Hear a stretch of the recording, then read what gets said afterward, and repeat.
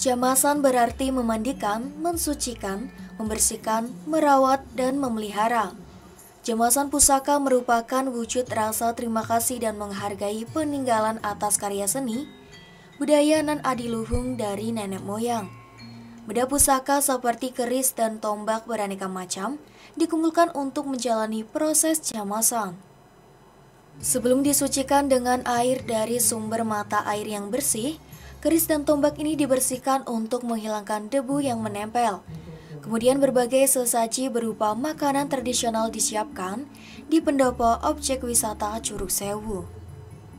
Ritual selanjutnya, pemilik benda pusaka ini berjalan kaki menyusuri bukit untuk mengambil air dari sumber mata air atau Tuk Lanang.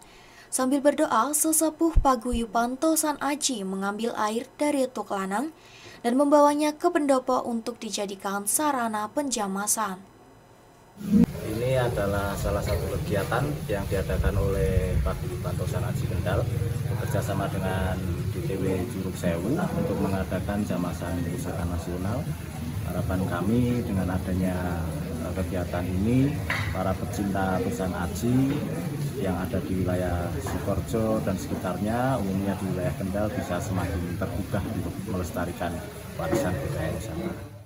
Dari 50 pusaka yang dilakukan jamasan, ada keris pusaka yang berusia sekitar 600 tahun.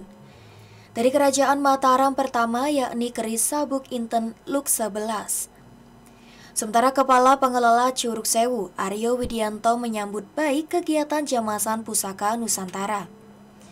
Dirinya berharap kegiatan tersebut bisa menjadi agenda tahunan yang digelar di Curug Sewu, Patean.